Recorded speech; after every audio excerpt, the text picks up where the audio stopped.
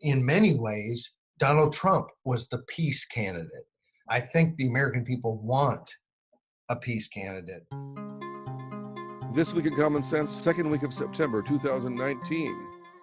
And what was the big story this week, Paul? The Democratic debate was one. We didn't do a script. Well, we did sort of play off of Mr. Buttigieg,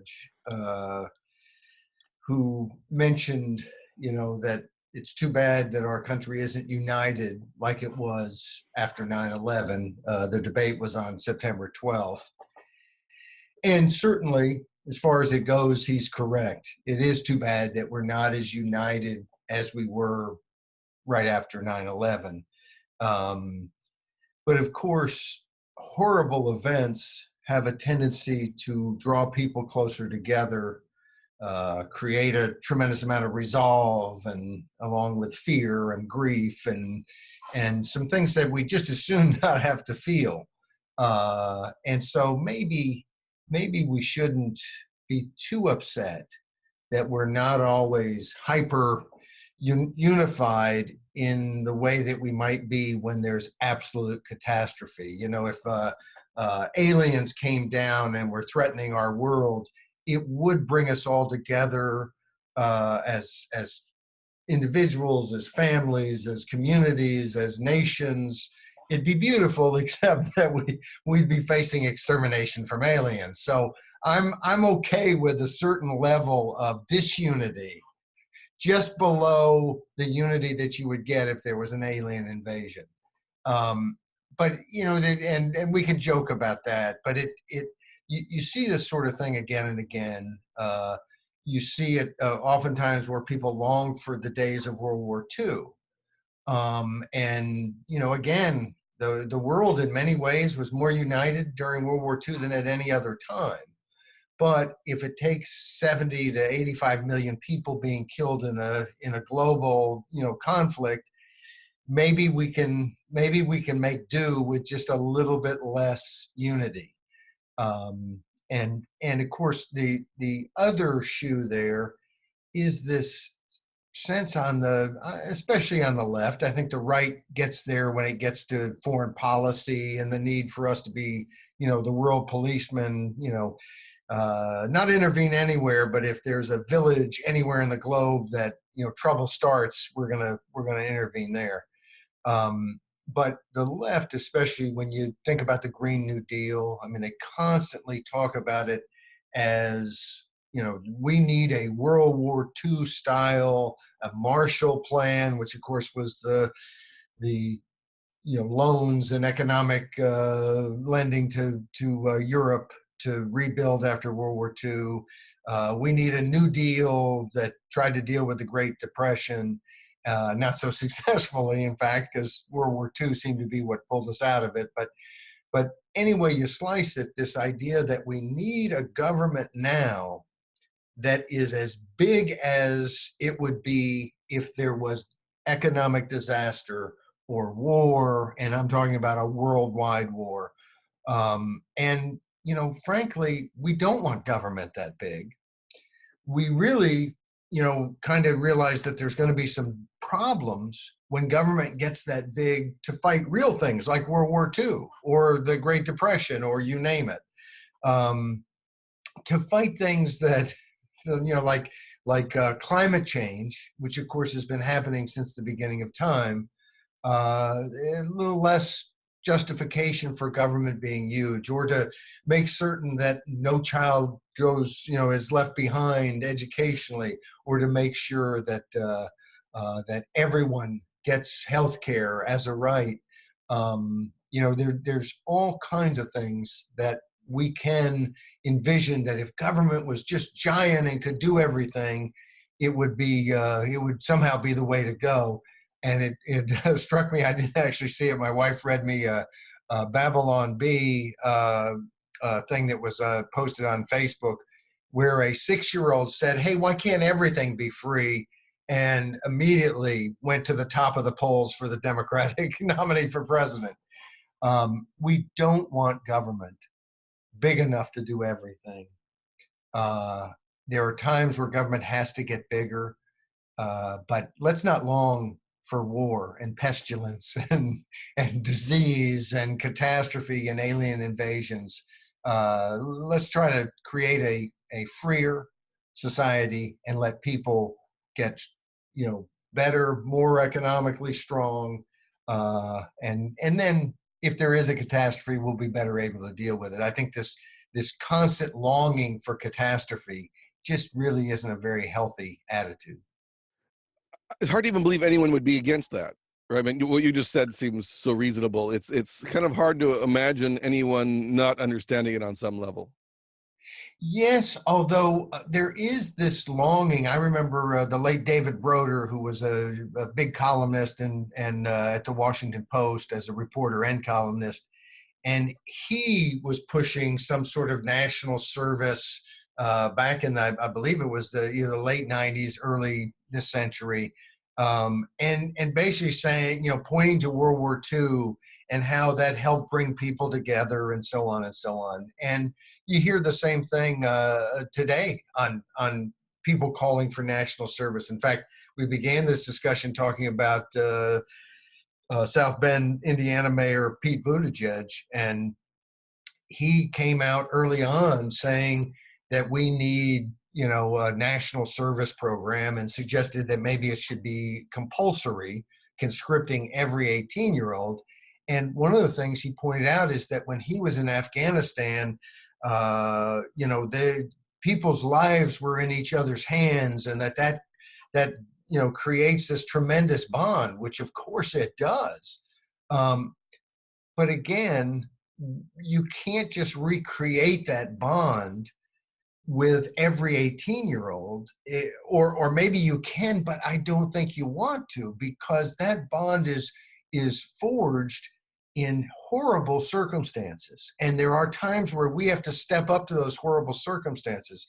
But heaven forbid, let's not argue that we should spread those horrible circumstances to everybody, because when horrible things happen, it brings out the best in you. Let's just let the world continue on and let the best come without too much government intervention. We're talking about World War II. Arguably, that was the most disunited period in world history, because there were two sides and it encompassed almost the whole world. And we're kind of programmed for that, the in group and the out group. That's where we get our unity, is when we have an enemy. I must say, every time I hear somebody talk about unity, I'm beginning to wonder, well, who's the enemy they're talking about? Because it just doesn't come out of nowhere. You know what I mean? There is going to be an enemy. There's going to be an enemy. And so the question is, who's going to be the enemy? And if they're all talking only about unity, they're sneaking an enemy in there somewhere. No, that's a very good point, and one I hadn't really thought so much of. But the old saying that we need a devil, and we lost. I think one of the reasons that you had a change during the '90s, the term limits movement came about. You had a change in Congress from Democrats controlling for 40 years to Republicans, was because the Cold War ended. And politics, we got to kind of look at City Hall and the state capitol in Washington more, because we weren't so focused and unified against the Soviet threat. The Soviets kind of went away, and it did create an opening. But it is, who was, I think maybe it was H.L. Mencken who said that patriotism is the first, I can't think of it now. I can't think of the phrase, but it was Samuel Johnson. Oh, was it Samuel Johnson? And give me the phrase. The last refuge of a scoundrel. Yes. Now that I think about it. No, it seems more like the first refuge. Yeah, exactly. That's what I had started to say, because it seems like, well, hey, why waste time? Let's just go right to the. Well, it has the advantage of being openly pro something, rather than being, a scoundrel is somebody who's known for being breaking a rule somewhere, but a patriot is supposed to be for the rules. So yes, it has a lot more going for it.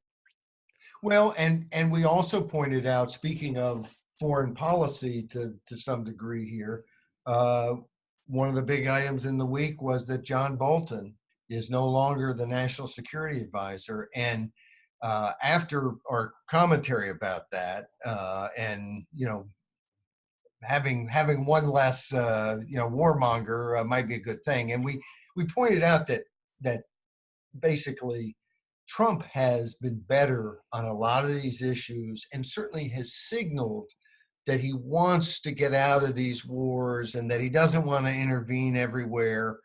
The only time he was really popular on the left is when he bombed Syria. And so I give him some credit for not saying, hey, oh, it's easy. I just bomb people and the left will like me, at least the left in media land. But he hasn't done that. So, he has seemed better on those issues. But as I pointed out, he hasn't been better. He's talking about staying in a policeman's role for forever is really the bottom line. We have a policy now of staying in Afghanistan forever. And the only thing that might allow us to leave at some point is that we're negotiating to get the Taliban to be part of the government. Now, the Taliban is the group that governed like madmen, using Islamic law in the way a madman might use Islamic law, and allowed Al Qaeda a safe haven. And what we're trying to do, because we can't push them out of the country, is to get them to join the government. And I just, I don't think you have to be very smart to realize this is not really a recipe for solving that problem, leaving Afghanistan in good shape. And unfortunately, I think it's going to be a disaster. And the question is, do we get out and it's a disaster, or do we stay for decade after decade after decade and finally get out or get kicked out and it's a disaster? And one of the interesting things about Afghanistan, not to go on a long tangent, but I'm going to go on a long tangent, is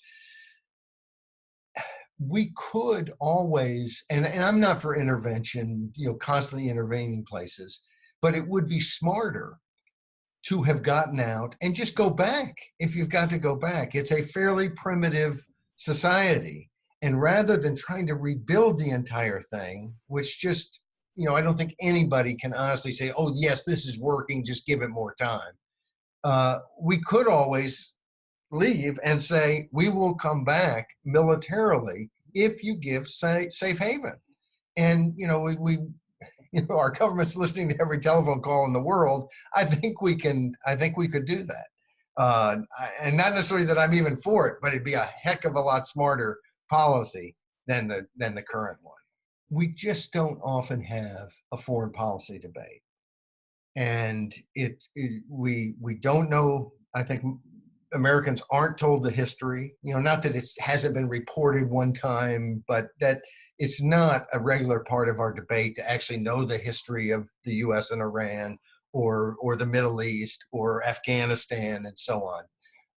We're woefully ignorant, but maybe it doesn't matter because the people are never really engaged in that. And one of the things that I thought was the saddest part of the Democratic debate was the omission of Tulsi Gabbard, who I think, is kind of a crazy leftist on all kinds of issues. But boy, she is good on foreign policy. She's been in the military. She's been there, done that. And she has a fire about, look, this is ridiculous and we've got to stop it, that nobody else has really had. Barack Obama was the peace candidate. In many ways, Donald Trump was the peace candidate. I think the American people want a peace candidate, but the media has I think she hasn't gotten a fair shot in the media. She gets on Fox pretty easily, but almost anytime she's on a network other than Fox, they want to beat her up on having met with Assad in Syria years ago, and kind of treat her as if she's really maybe a traitor before they ever ask her any questions. And it's if there's a Democrat that I could vote for, Tulsi Gabbard would be that Democrat, because I think on foreign policy she's very, very good.